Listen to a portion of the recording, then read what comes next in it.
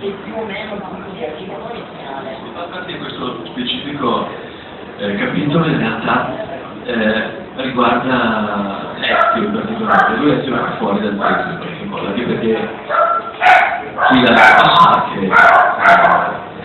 si racconta un momento particolare che è successivo poi allo sviluppo del libro.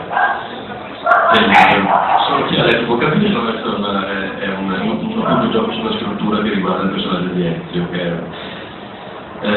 ma gli scacchi, in particolar modo più gli scacchi in sé, quello che mi aveva affascinato di questo specifico esercizio sul capitolo della partita scacchi era la contemplazione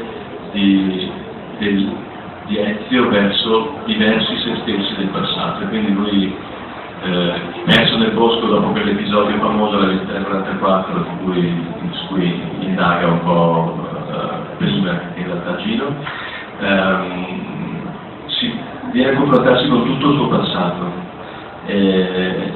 questo, siccome accade il 21 marzo, vissuto dopo quell'avvenimento, è un po' l'inizio di questa indagine e quindi lui inizia questo gioco appunto un po' per distrarsi e invece poi si rende conto che sta guardando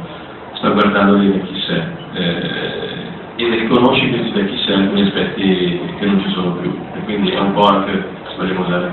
la parola metafora dell'introspezione dell'autoanalisi.